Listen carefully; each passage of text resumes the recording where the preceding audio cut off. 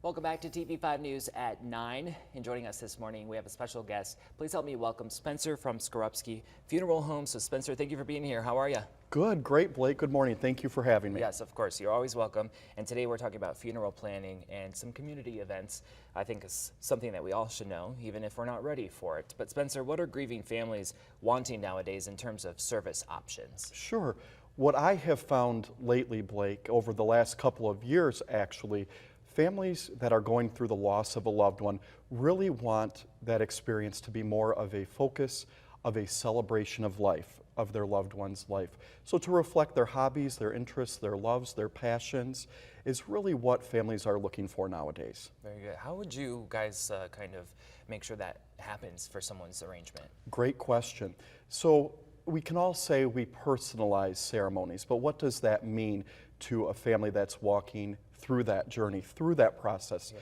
With families that we serve at Skorupski's, it can look a couple of different ways. For firefighters, we've had fire trucks parked outside, same thing for tow truck drivers, even motorcycles at the front of the gathering room. So it really, little things like that make a big difference at a time when a family's going through that loss of a loved one. Very good. Thank you for sharing.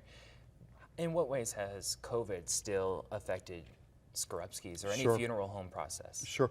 So COVID really, when that came around a couple years ago, really reiterated the importance of the gathering and the ceremony, especially with families not able to see their loved ones before. They really realized they needed that process.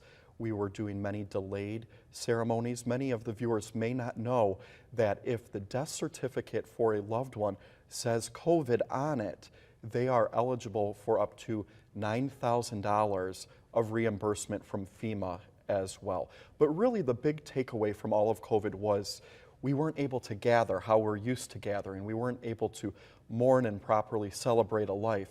And so that has still stuck around, that families need that to help get them on their way to a new normal. Very good. And Spencer, what would you say about your informational seminars? They're widespread, they're very well known.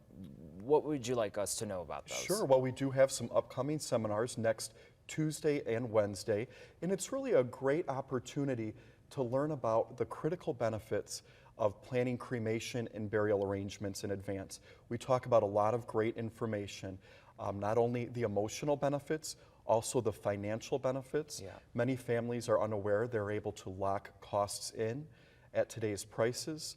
They're unaware that there's multiple payment plans for affordable monthly options that are available.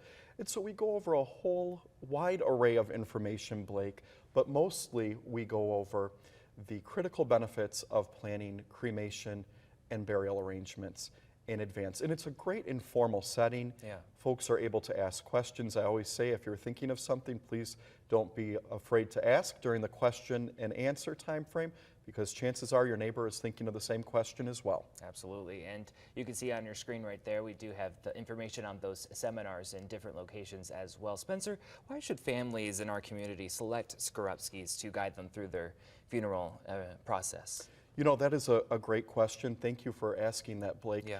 There's a couple of different reasons.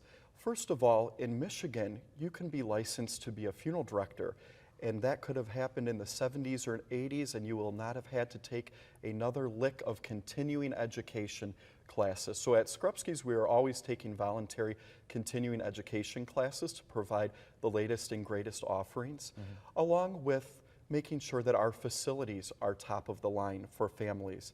Many families appreciate the Wesley Room, where they're able to have an on-site reception, luncheon, even a tribute cocktail hour, all in one location to keep all of their guests together in one place. Certainly with the customization and the personalization of the ceremonies, that is something that we take very, very seriously, knowing that we can never ever redo this event again. Yeah, and I'm sure people appreciate your guys' attention to detail. So, Spencer, is there anything else that you would like our viewers at home to know? You know, I think it's really important, Blake, for viewers to do their research. Not all funeral homes are created equal.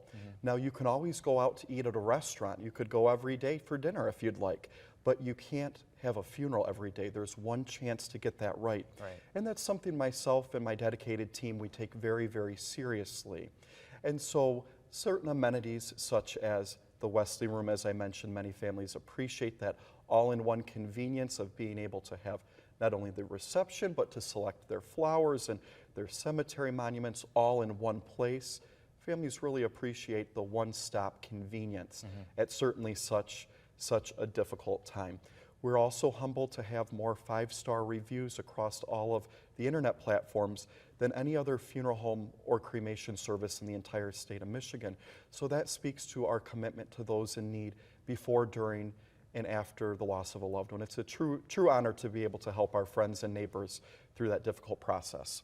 We're glad you're here. Spencer, thank you for coming in this morning. Thank you, Blake. Always a pleasure. Yeah, same as well. And if you want more information, this great information we got from Spencer this morning, just go to the hot links section of our website, WNEM.com. We have more TV5 News at 9 right after the break.